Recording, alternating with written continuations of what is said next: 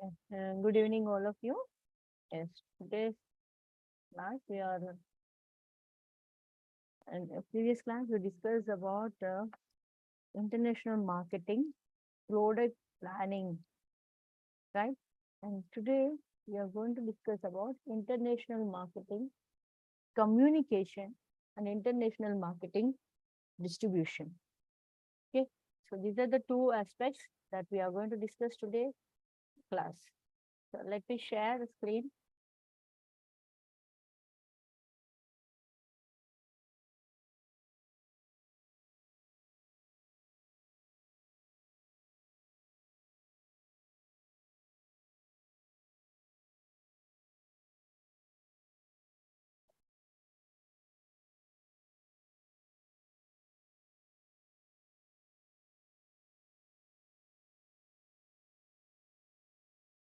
Okay.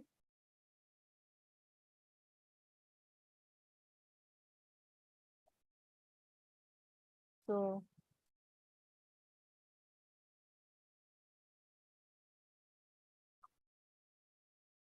international marketing communication. Under this, we are going to learn about. Under this, we are going to learn about communication mix, the role of advertising, patterns of advertising expenditure, advertising and regulations, advertising media, standardized international advertising, global advertising. These are the important aspects. You all know communication mix. That is the promotion mix, promotion or the communication. It's the both which uh, communicating, that is promotion is nothing but communicating about the availability of product in the market for to the buyers. It's not only communicating, we also try to influence the customer, right? So when your communication, that is your promotion is effective and easy to understand, then it can make your efforts effective and see that the organization reach its goals.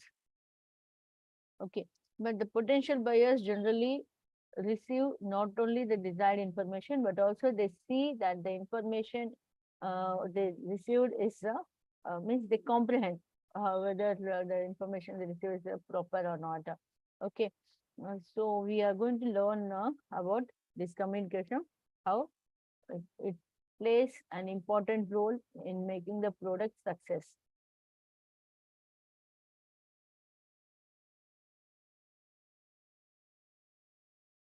So in promotion, there are various tools. We can say these are promotion tools or promotion mix or communication tools or communication mix. So generally in general marketing, we learn about this personal selling, where American marketing association personal selling means oral presentation or conversation of by a person about the product, its uses and its attributes to the consumer. Generally, this kind of personal conversation, personal selling will be suitable for high cost products or standardized products where the number of for industrial buyers, large volume purchases, okay, money is high, cost is volume is high, personal attention is required. For such products, personal selling is more suitable. Okay. The next one is publicity.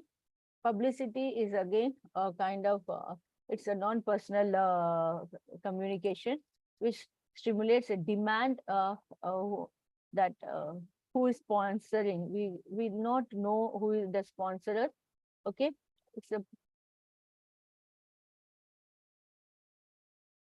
through the news media, the publicity will be given about the product. So under the publicity, in simple to say, publicity is a non-personal communication which stimulates the demand of the product or the content through a social media, and where the sponsor of the program is not unknown. Okay, so generally it's a low cost and material presented is recognized as paid advertising, like paid advertising only. Okay. Yes. Through this publicity, the product which has a more credibility, consumers also accept the news from the social media advertising.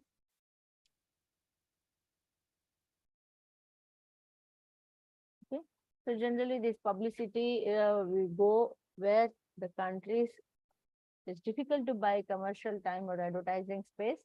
This kind of publicity they will give. The next one is sales promotion.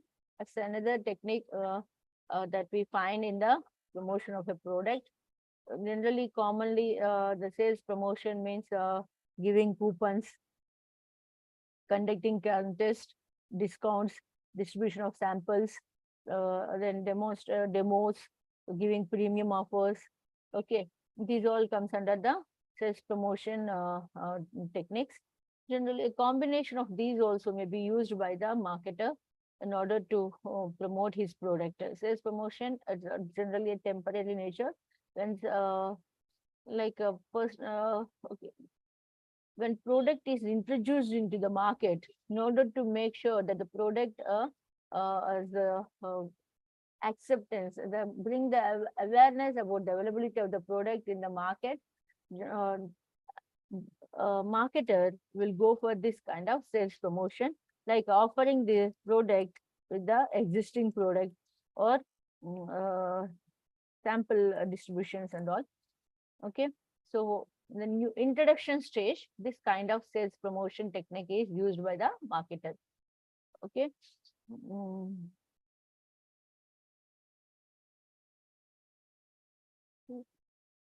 Advertising, yes, we know advertising is another most important tool of promotion in communication or communication.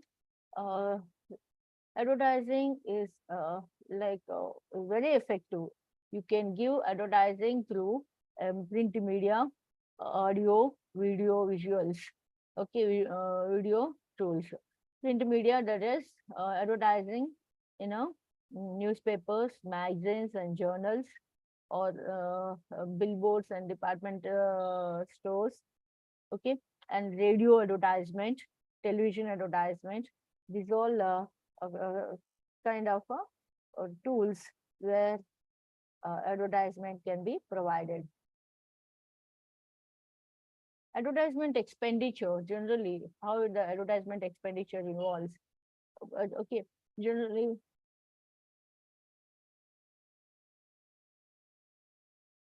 sales amount, what is the selling price, who are your number of users and other participants, customer concentration.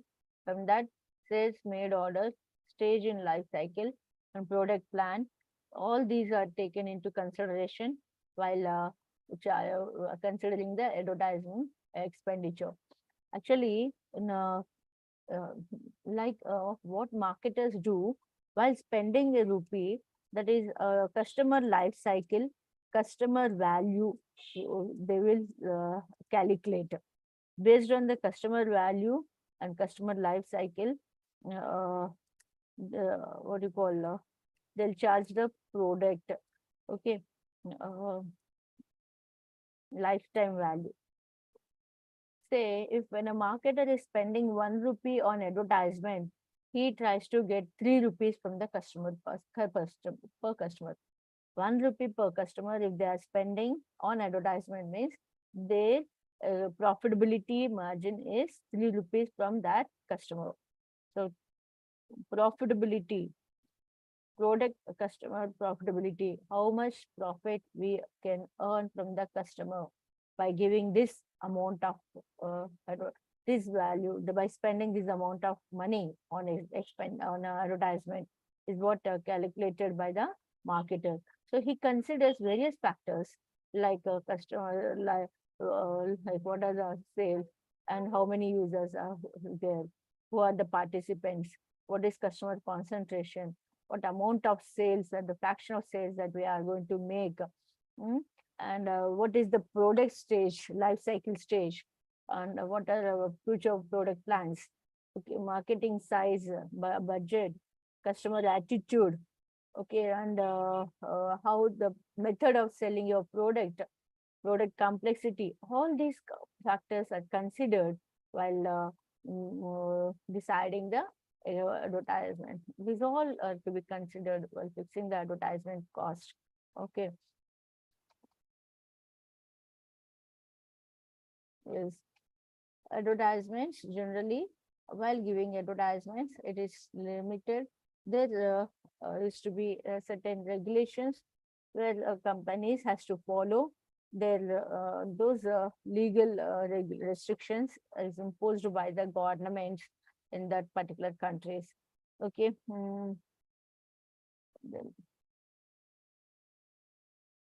The TV advertisements, see, there are certain countries which limit the advertising period, advertising time by channels in their media.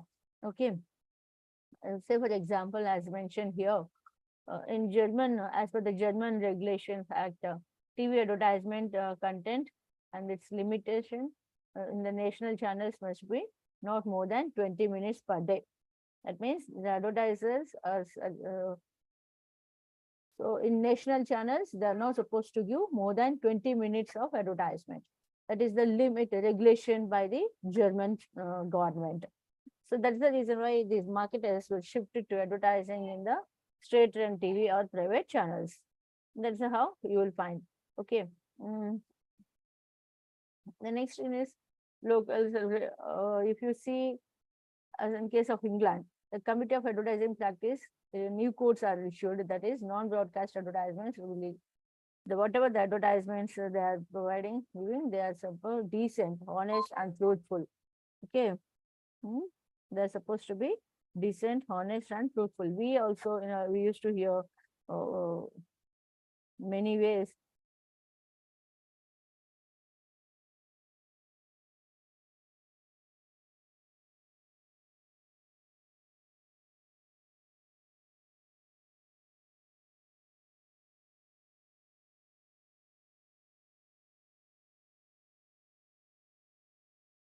So as per in England's, in case of England, the Committee of Advertising Practice has issued certain new codes. Like their advertisements must be honest, decent, and truthful and legal. Whatever that you are providing in the advertisement, that should be truthful. You cannot manipulate or you cannot give false information. Okay. Then say, for example, no medium may be used to advertise alcoholic drinks. No alcohol drinks. More than the 25% of the audience is aged less than 18 years. At the same time, children should not be encouraged to eat or drink time or to replace main meals with the confectionaries or snack food. That kind of advertisements are not to be given. Okay. Such that similarly in India, if you look into our Indian context, we have a unfair commercial practices to control Customer Protection Act 1986 as a is there. As per that, there are advertising regulations, some advertising regulations in India. That is like you must here also you must provide truthful content, and no deceptive or unfair contents are not provided. Must be evidence based. I think you might have remembered upon the fairness creams. Fairness creams, they came into existence. Some complaints that they are giving wrong statements that using their fairness claims, people, consumer become fair enough. So some of the celebrities also banned. If you say Tapsi is against that fairness claim because there is no truthfulness. And see, similarly, Maggie, if you see, for Maggie, when the Maggie has faced a legal problem, like content of having wax and all, that time the Consumer Protection Act also sued the celebrities who promoted Maggie. Like, okay, so that means it should be truthful. Okay, they should provide truthful information and evidence based. Okay, so generally for that, okay.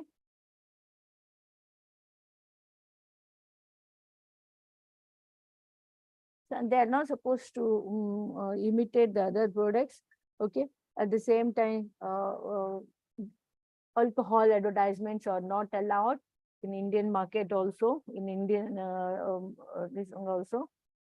Okay, so there's kind of certain regulations. The marketer who would like to enter into an international market must know about these regulations over advertising. Okay, so what are the regulations that the country is following with respect to advertising? Must be aware of that. Within that regulated norms, he must see that his products are advertised, and he must adopt the advertising strategies. Okay, the next one is advertising media.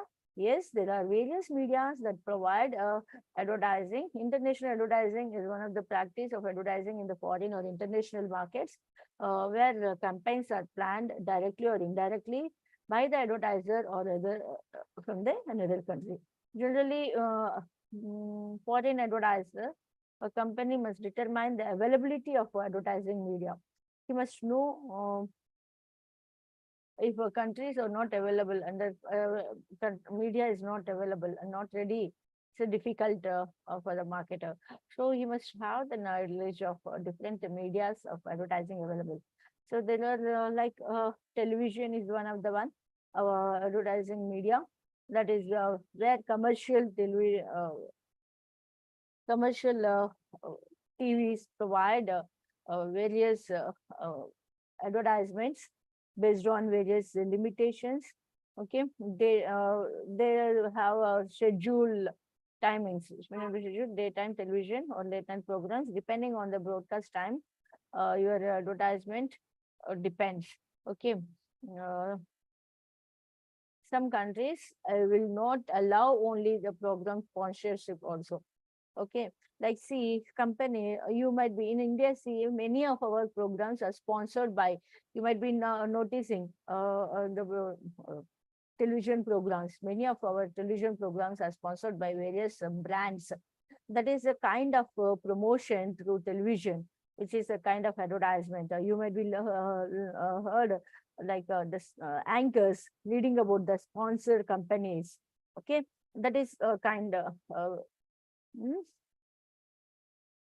and when what I'm certain countries government also restrict or give the permission to give the advertisement of the companies only certain hours of operation, means daytime or night time, what time to be, that also within the timings. That okay, those total advertising time in the national channels should not be more than 20 minutes. These kind of restrictions are to be noticed. Okay. The next one is radio.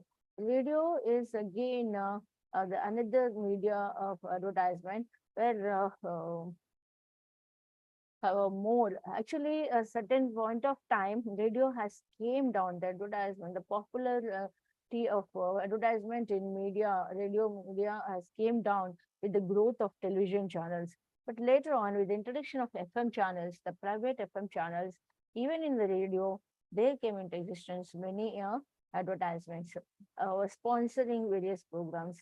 And actually, radio is a set of inexpensive and affordable media of advertisement where it reaches maximum people. It okay in a national languages, in a regional languages also. Okay, then FM stations, more preferred one, where it reaches many of the customers. Largest portion of advertising expenditures, a greater number of markets it can reach. The next one is newspapers. Newspapers is a print media. In under the print media, you have newspapers, magazines, and journals generally. Okay. Again, this newspapers also you have a certain like it's another media where the marketers can reach the public. Okay. But of course, this is again a low cost expenditure of an advertisement, but it reach only certain class of educated consumers, uh, and known to it reach known to the educated consumers, those who take buy the newspapers. It reach only and those with the affluence and influence. Okay, magazines are the limited. We have different subjects, magazines on different subjects. Generally, when your product is a particular category customers, and where those category of customers have a magazines, publishing your product in those related magazines will give you certain benefit. Okay, say for example, if you are into a sports, your products are related to sports, okay, like sports equipment or sports shoes, sports material, then publishing your product ad in the sports magazines is advisable rather than in a general magazine. So because those who are into sports will read the magazine, and they will come to know about the products of sport, come to know about the various products that are available for the sportsmen, right? Similarly, women cosmetics, specialized women cosmetics. If you want to reach a maximum number of women, specific allied influence and affluence people, then giving advertisement of your women cosmetics in a women magazines is more advisable. It reaches maximum consumers. Like that, the advertisement in magazines is usually suitable for those products which are of a special category, and providing in the special category magazines is more suitable. Ensures at least to reach the maximum rather than in giving in a newspaper. The next one is direct mail.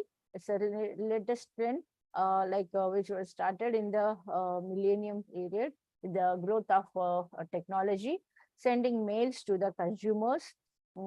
Direct marketing association, direct marketing, total okay, products and services offered by the marketer, segment the consumers, and they products, they send the mails to the consumers directly about the availability of their products and their features and all. You may be noticing getting mails from many companies, or getting your SMSs from many companies, especially financial service industries. You get various mails from the financial service industries, banks and the financial institutions about the various credit cards and the loans they provide.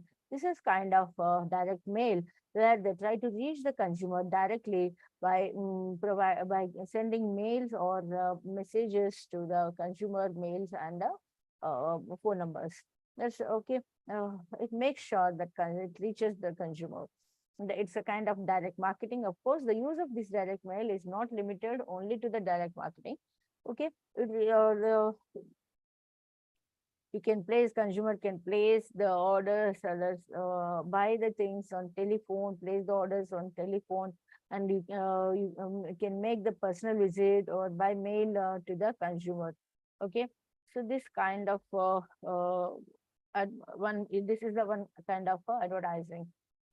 The next one is outdoor advertising. Outdoor registering advertising is nothing but posters, banners, billboards, bulletins, and signboards. Okay, all these are comes under the outdoor advertising. Generally, these advertising are arranged on the main highways of the cities and main roads of the cities, with the digital boards also. Digital boards also. And the latest, you can see on a cab, like if you see the Ola or Uber cabs or any private cabs also, they are carrying a digital board with a advertisement company name and their advertisement. That's a kind of like outdoor publicity, outdoor advertising. Okay, it's the costless more, and generally these are placed on the highways or main roads of the cities. Okay. Um, and in the bus stops, colleges, they pay posters, billboards, they keep them. Okay, uh, it's a kind of advertisement again. The internet, of course, now we are seeing various through internet, we are finding many advertisements like YouTube, in YouTube, social media advertisement, like every, whatever the social media platforms are there. So finding various advertisements in social media platforms using the internet, right? That's a kind of a new one. Mm, Cinema, directories, rural media, stadiums, and yes, yes, even stadium. That is, during sports, you used to find the sponsors of the various sports in on the grounds. They're displaying their boards on the boundaries of the sports ground. That is a kind of advertisement in the stadiums. They provide outdoor advertisement. They provide for the public. Okay. The next one is other various other social media advertisements are there, and media mix. You can, it's not necessarily a marketer follow only any one of the media advertisement. He can combine the various medias and give the advertisement. Coming to the standard international advertising. Mm, yes. Okay, next one is global advertising. Yes, global advertising. When a marketer wants to go for a global advertising, should be ad adoption ready, in the sense that necessary and desirable adoption is planned, has to be planned at the time of conception rather than after the fact. So when a marketer would like to enter into the global market, he must say, all localized advertisements to, you must have the strategy to make sure your uh, product will have a international standard. Okay. Mm, Here, if you see the Coca-Cola's company general campaign is a good example. The campaign shows 1,000 children signing the prices of Coke. Each McCann office had permission. Film include close-ups of youngsters from its market. Here, similarly for IBM subtitles campaign, that also one of the advertisement campaign has demonstrated its possible integrated global and local action. Market is similar, and if the product brand is pursued similar in those markets. Like if when you are doing internationally, you are supposed to have a strategy. You're supposed to adopt the readiness to adapt to the market wherever you enter. Okay. So the designing a global advertisement, a marketer should take certain attributes into the consideration. That is, it should be visual and some universal appeal. Adoption ready must be ready to adopt, and standardized and localization both must be mixed. Homogeneity and heterogeneity, efficiency with effectiveness, simultaneously global and local. So you must, the marketer must have these, must notice or must make sure these characteristics are there in his advertisement. Means you should able to visualize. You are watching so many advertisements nowadays. Right. In say for example, in Indian market or Indian market, what product I can give you should be visual. Just a minute, I'll give you an example of Coke here and the Levi Stratus, which will from all the localized advertisements to pattern of advertising strategy. It provides broad outlines but not the details of the campaign. Okay, so you can take advertising strategy of these. I'll show you just a minute.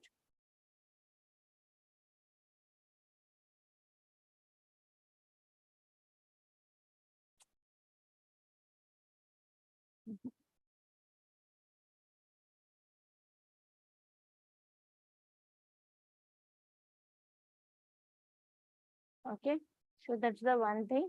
Mm,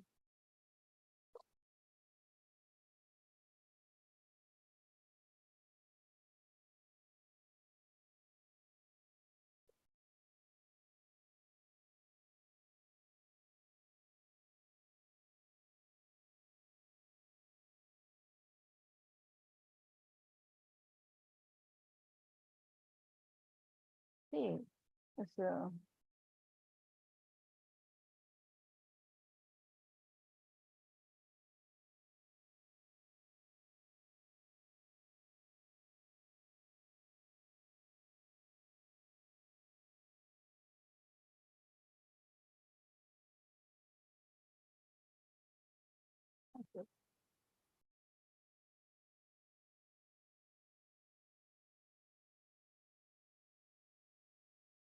See their advertising strategy.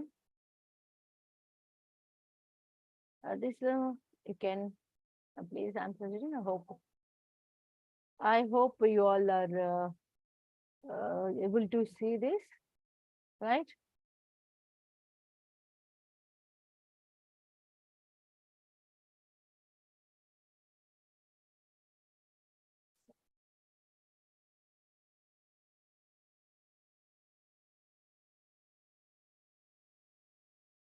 Okay.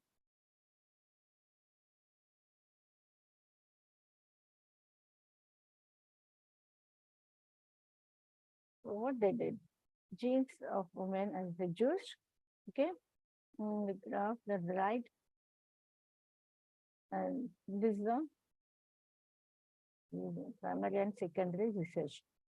Various methods they used, and they reached the consumers, understand demographic, and find ways to have younger women learn towards considering levies.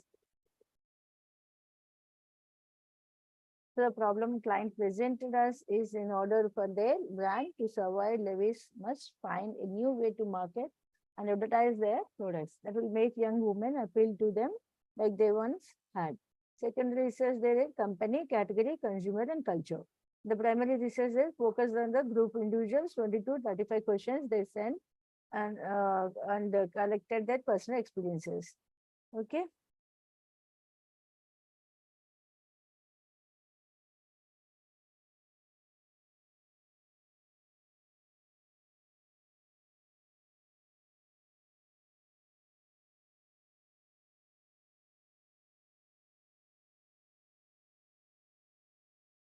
Reflect on everything that we have learned.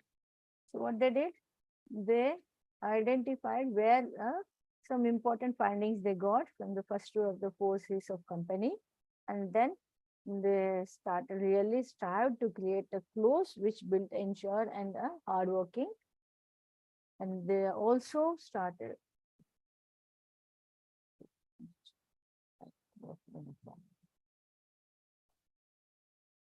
in store. They made it available online and in stores.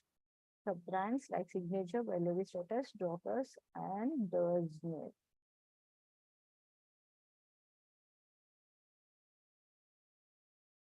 See, so sustainable sundry material yet provide comfort in stylish manner.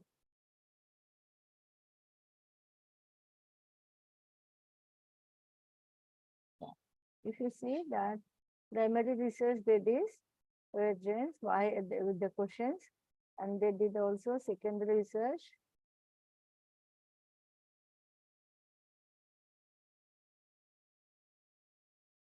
So they changed their material and they saw fashion designers target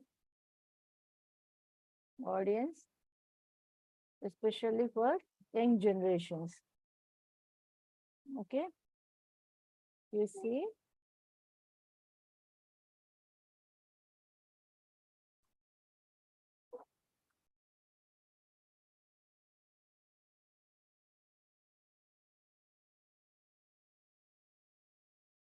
So you people can watch this story on Levy's. So that's overall advertising strategy. Okay, this will give you idea how the Levy has uh, raised its advertising strategy and from losses to profits. Okay, this is,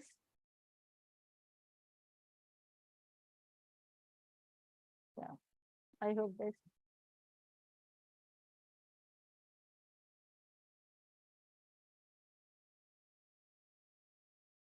right? So that is the one of the story that need to understand. So on together, a product,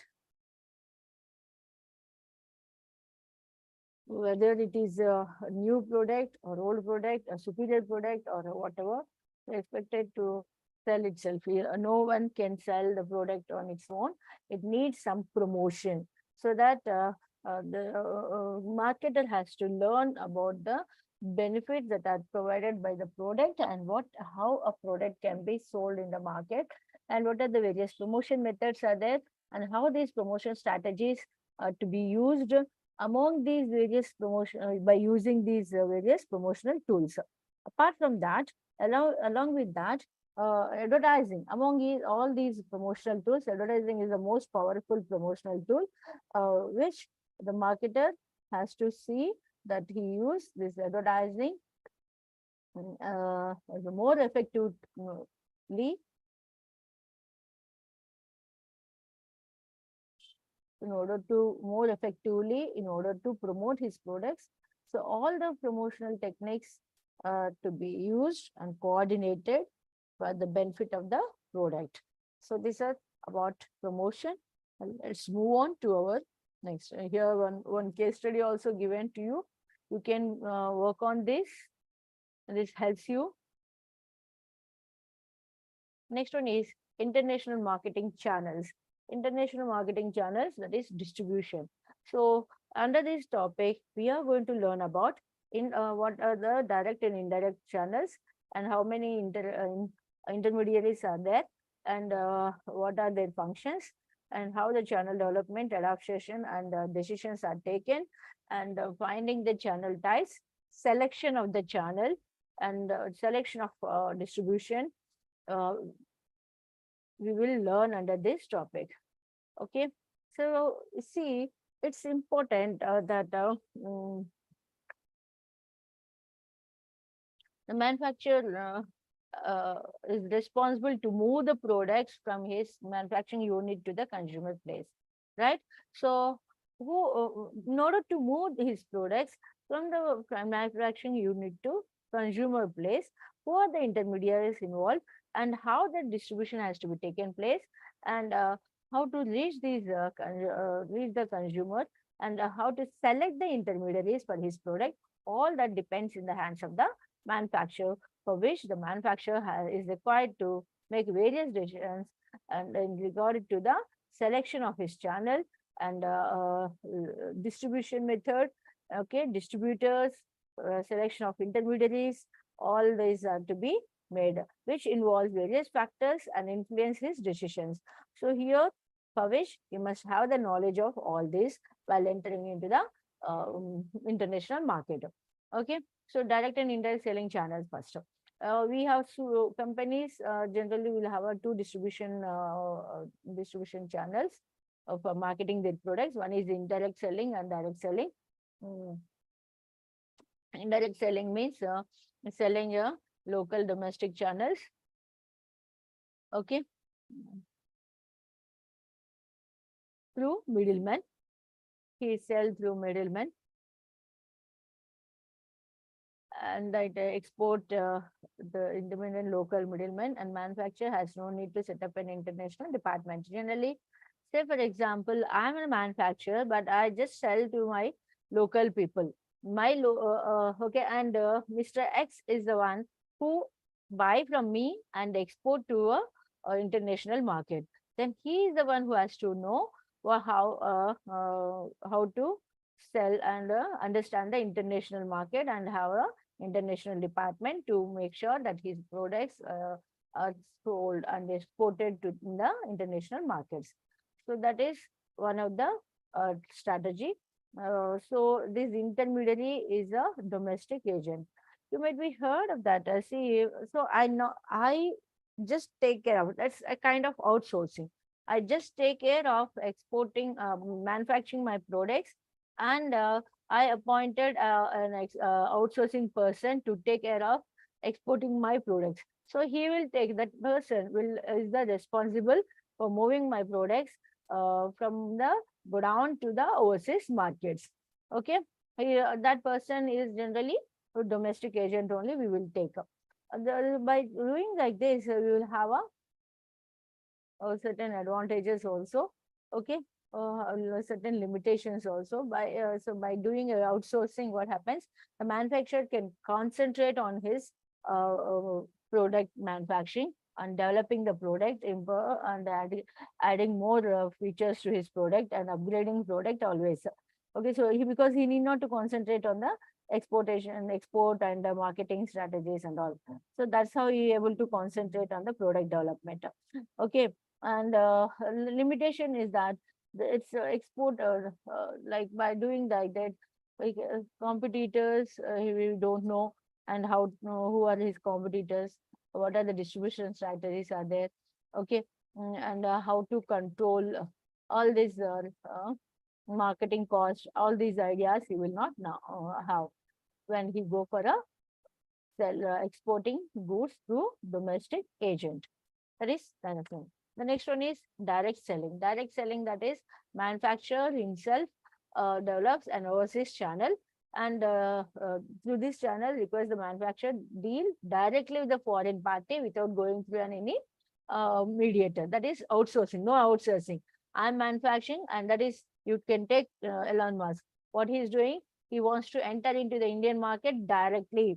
He himself wants to uh, sell in the Indian market directly. Okay, that is direct selling. Employed and manufacturer develops an overseas channel, and he does not require any, that is required that the manufacturer deal directly with the foreign party without going through any intermediary. Okay, he can set up his overseas channel and take care of all the business activities between the two countries.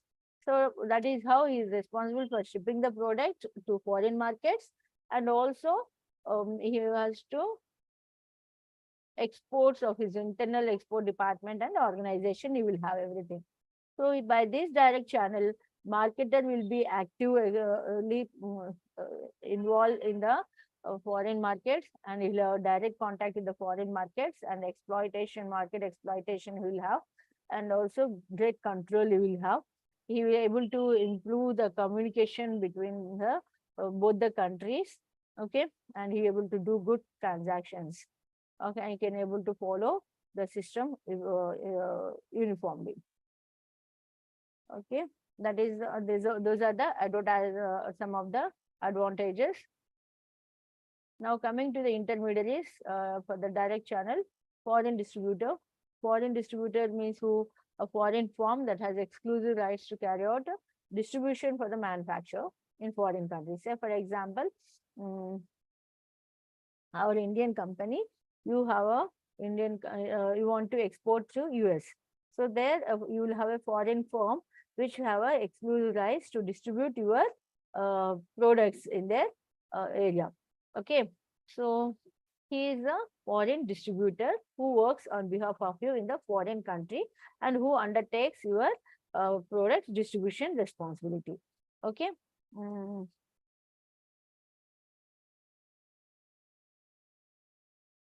The next one is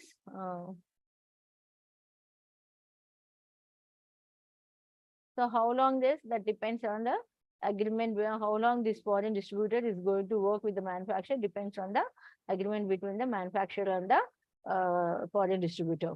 It can be renewed also. Foreign retailer. Foreign retailer means who, that is consumer products and industrial products. Generally, we see foreign retailers comes into picture for the consumer products rather than the industrial products. So that means, see here,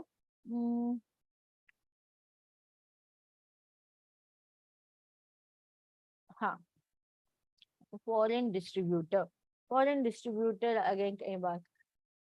In India, foreign distributor. Okay.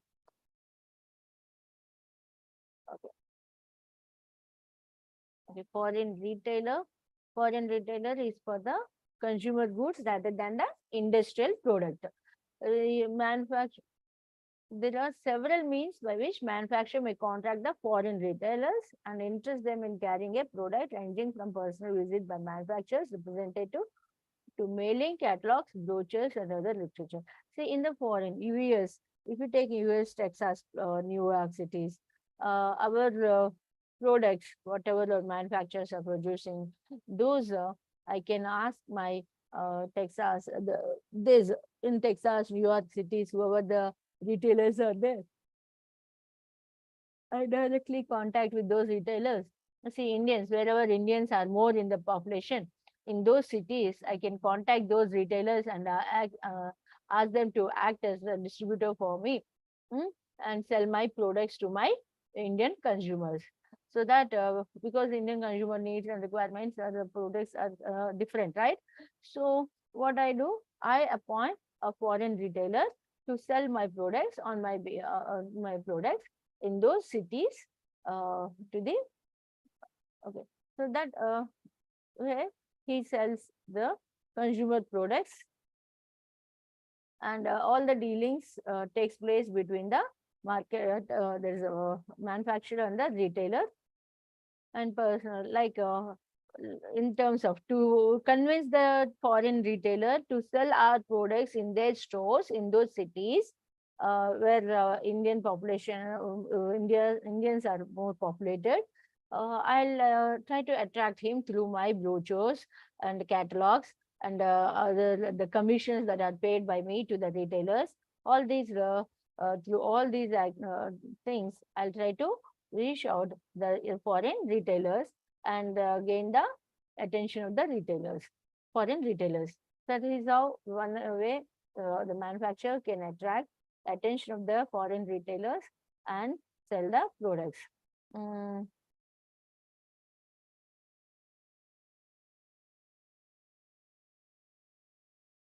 So he gave example here. Europe, number of retail food chains are becoming larger and more powerful, and they prefer to be in direct contact with foreign manufacturers in order to obtain price concessions.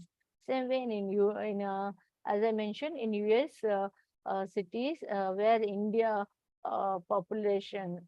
are more highly populated, we have the same thing here. Next one is state-controlled trading company. Is the other some for certain products, particularly utility and telecommunications equipment, manufacturer must have to contact and sell his products to state-controlled companies only. Okay, like telecommunications and all. Especially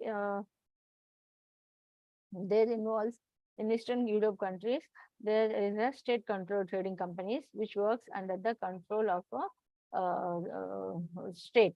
Buying or selling of goods, everything goes under the control of state.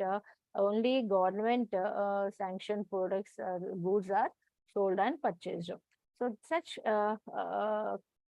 kind of countries, when entering into the foreign market, the marketer has to see that government's trade policies and politics, and then must whatever you should find the ways and see that satisfy those countries' policies and the trade policies and enter into the market. So here generally marketers will have very limited opportunities. Okay, and that is the reason why it's only suitable for the utility or telecommunication equipments. So for the limitation, it is shortage of foreign exchange. Why those countries have that restrictions? Why those countries run with under the state control? Because various reasons. Maybe that countries are having less foreign exchange, or they want to be self-sufficiency, or they want to say they may be a communist or socialist countries. Okay, next one is end user, that is directly selling to the foreign end users without any intermediaries. Okay, this direct channel is a logical, natural choice for the cost effectiveness. Most consumer products, especially, can sell through directly to the consumer. Okay. But the problem is that if he wants to, in foreign market, if the consumer would like to buy directly from the consumer, directly means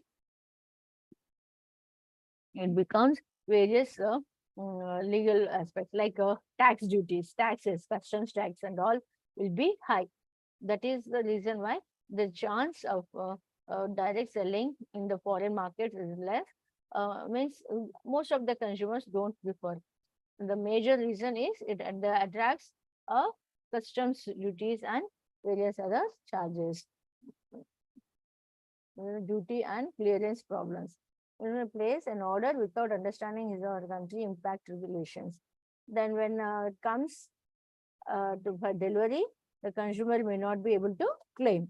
That's how he will face the problems and the difficulty in taking the delivery of the products. That is, this is the problem faced by the consumer when he go for direct selling.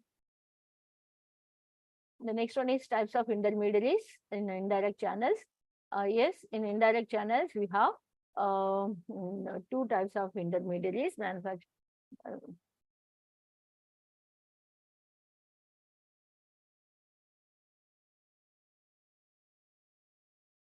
so in this indirect channel, manufacturer does not have any direct correspondence with the foreign parties in foreign countries. Instead of that, it deals with the domestic middlemen. Okay, these domestic middlemen works with the foreign countries, the domestic agent or domestic merchants. These are the two types of middlemen involved in the indirect channel. So basic difference between these two is ownership. That is the basic difference between the two is ownership rather than just the physical possession of the merchandise. Domestic agents will not take the title of the goods. Other than that, they just work as an agents. Okay, but whereas domestic merchants, they own the merchandise and then they take the whether they take the possession or not, but they own the merchandise. That means what they do.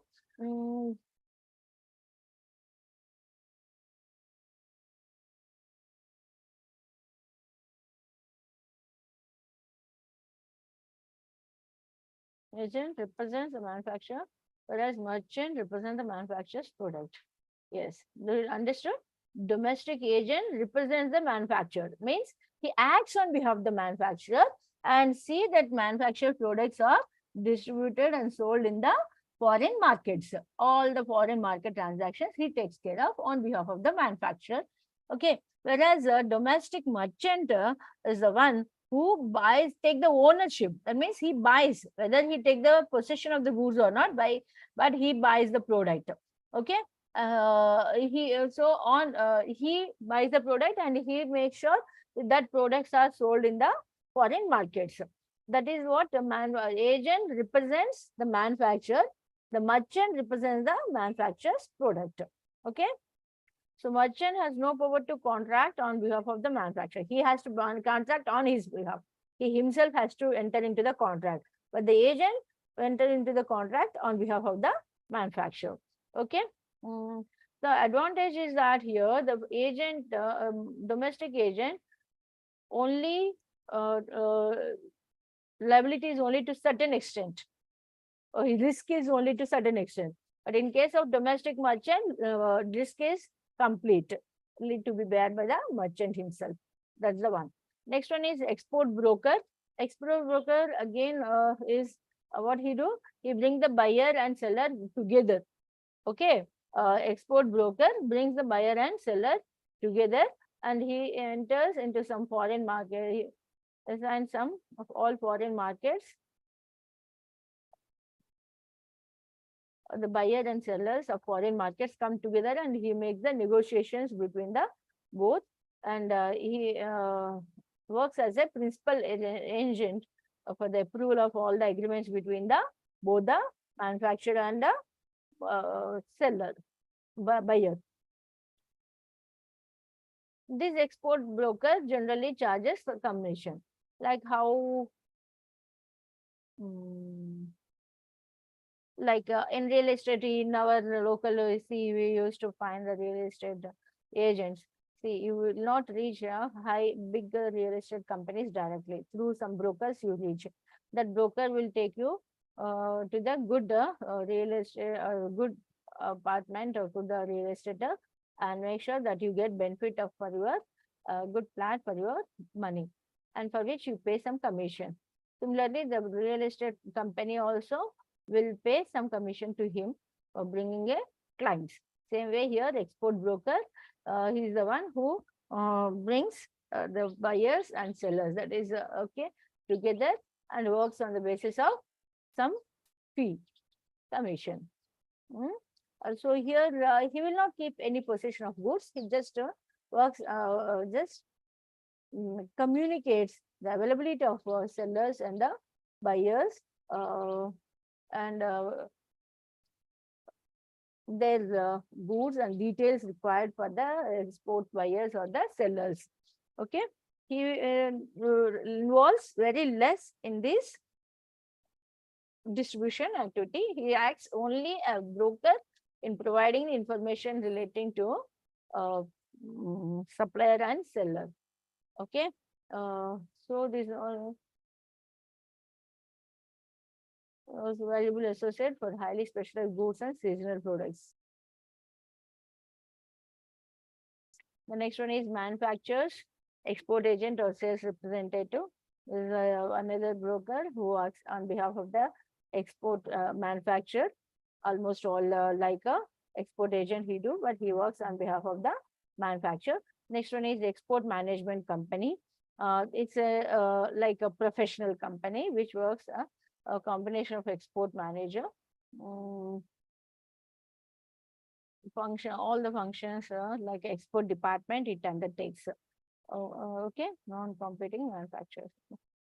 So broker and manufacturers export agent who represent a combination of clients may also be called as a export management company. When these two, the above two works together, we can call as a export management company. It's like they are working as an organization. Okay, here export broker individually functioning and manufacturer's export agent functioning on behalf of manufacturer. And when these two together form as a company, it becomes export management company. Okay. And so they make sure provides extensive as a company when they form, they provide various services like shipping arrangements, documentation, everything they undertake. Okay. So that he is responsible for all the manufacturer's international activities. Okay. Foreign buyers usually prefer to deal directly with this kind of companies only, so that they can the documentation or international customs and clearance works will be made easy. That's how these international export management companies assist the marketer. The next one is cooperative exporter who works export organizer, retain other manufacturers on behalf of as a cooperative and he works on behalf of other exporters. He motives, okay, like other manufacturers. I can say this, especially we see them and give back exporter. Mother hand, piggyback exporter, export and generally for handicrafts. Handicrafts, these people don't know how to export and what are the documentation process, what are the procedures to be adopted and the legal aspects and all. Right.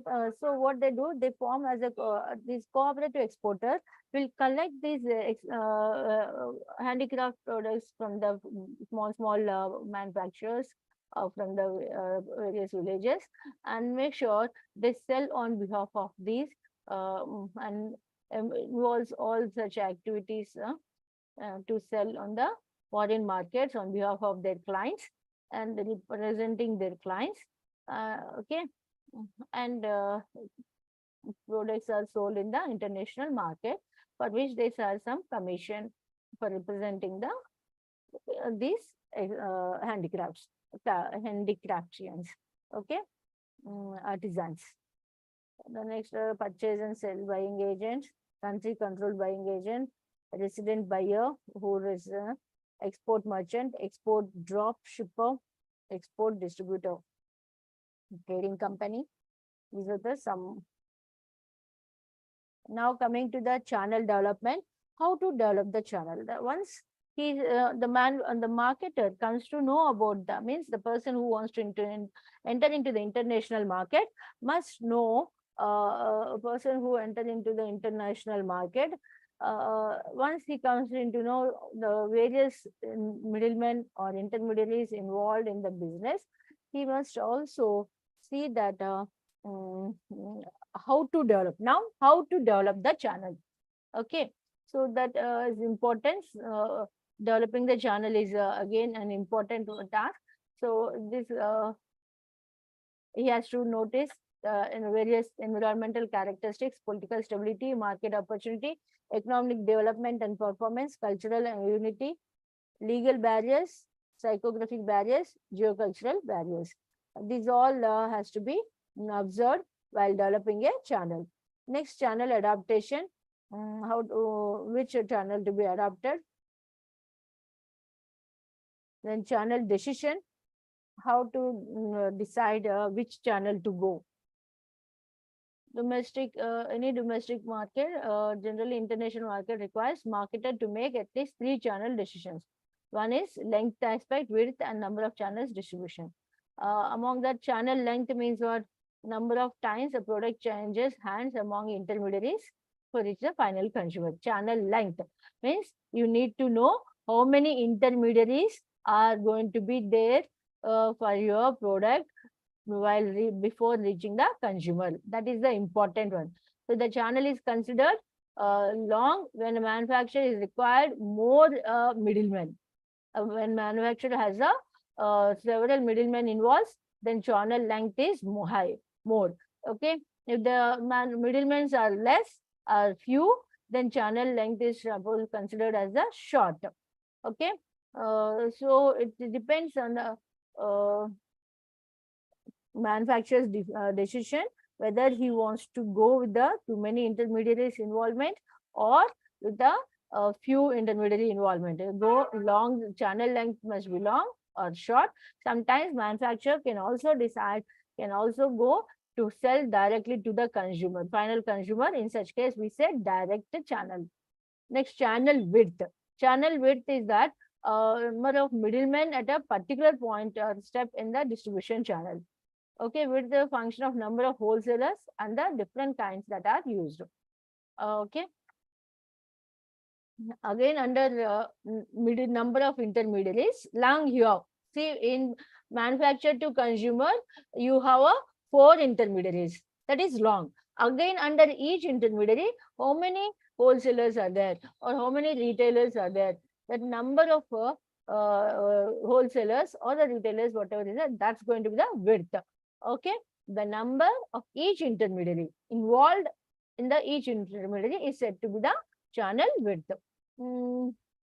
Function of the number and kind of retailers used. More intermediaries means more types. Okay. And channel becomes more wider and more intensive. Generally, few qualified intermediaries only needed for a proper product support. So that enhances the product distribution and also more exclusive intermediary types of services. The next one is determination of channel types. And now the question is that how to select the channel, which legal regulations and which channel to be selected, and this channel decision and select channel adaptation and channel development. These are are dependent on the following factors. Determine the following factors. What are those factors? These are the factors which determines, which helps the manufacturer or the marketer to determine how to select the channel, how to adopt the channel, and channel decision making can be made easy. Okay, what are legal regulations? Which country he wants to enter, and what are the legal regulations that the country has? Okay, related to the intermediaries and all, that all has to be studied and understood. Every country has its own distribution policies. Okay, so that has to under regulations that has to be understood. Next, product image. What is the product image that a manufacturer has in the market in order to distribute? Okay, low price image means extensive distribution you need. If you have a more high prestigious product, you need a wide distribution. Okay, so product image, say for example,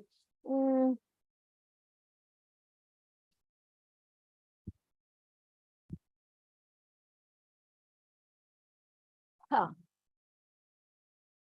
Uh,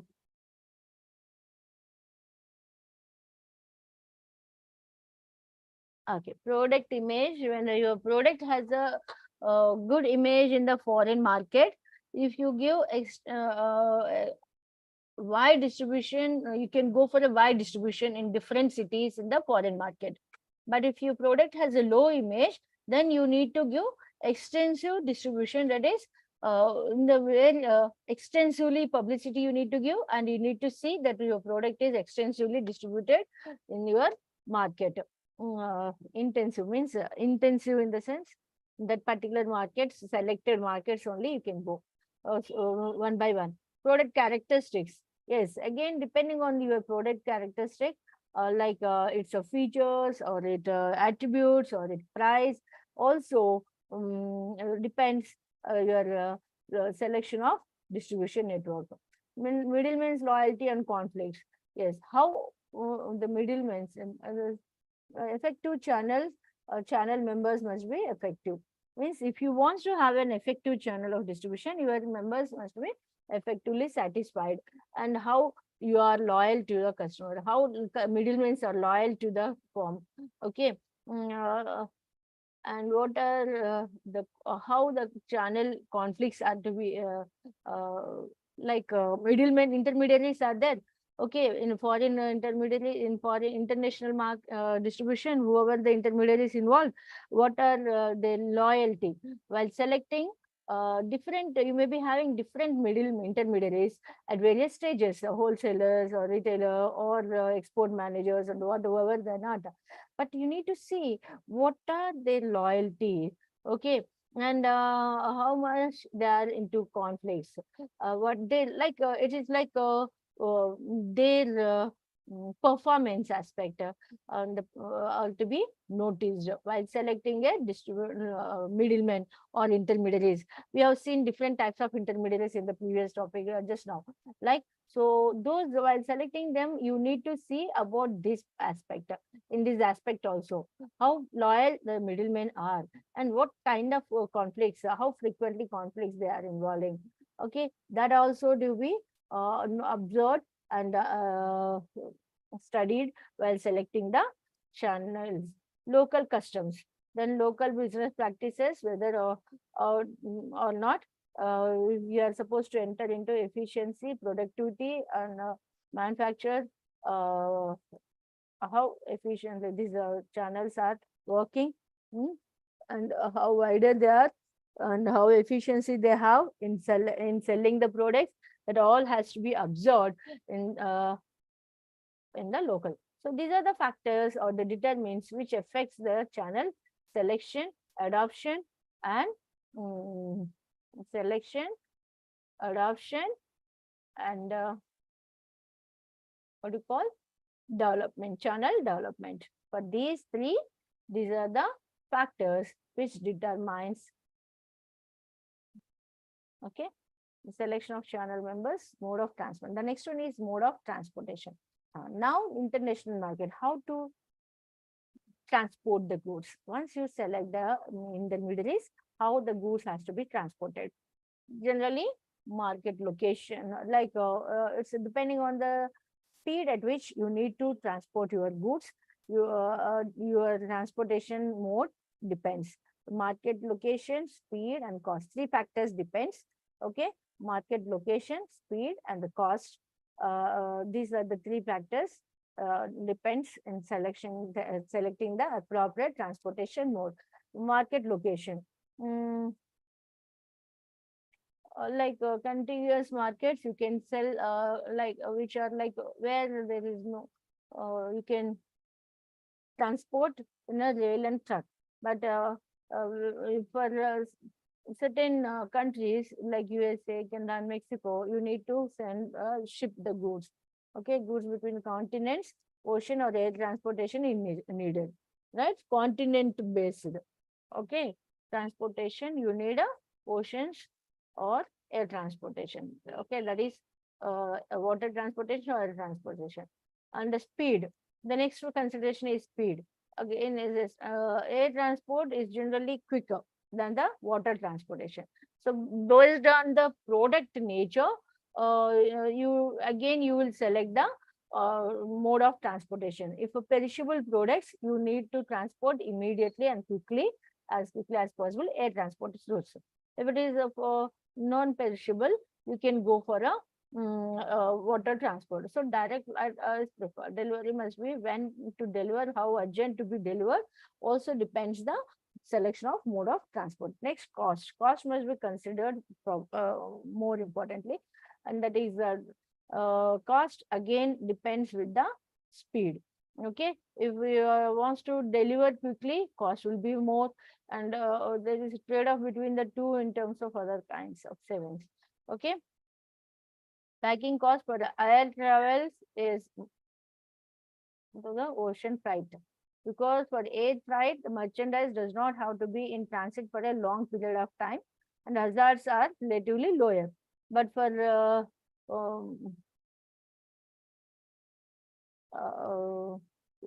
water transport, your packing cost is more. Okay, for packing, because it takes a long time to transport, and there is a possibility of hazards. Okay, so packing needs to be more stronger than the air transport. These are the facts to be observed while selecting the. So these are the three factors which uh, decides the transportation mode selection: market location, speed, and cost. Right? Each mode has its own special kinds of problems and advantages and disadvantages: land and air, water. Then whichever the transport you select, you need to go for a cargo insurance, which is important, marine cargo insurance, as you have for protecting the goods, loss of goods on ship, mail air transports. Okay, you have a special policies, open policies also. Next one is packaging. Packaging again, three factors: weight, breakage, moisture, and pilferage.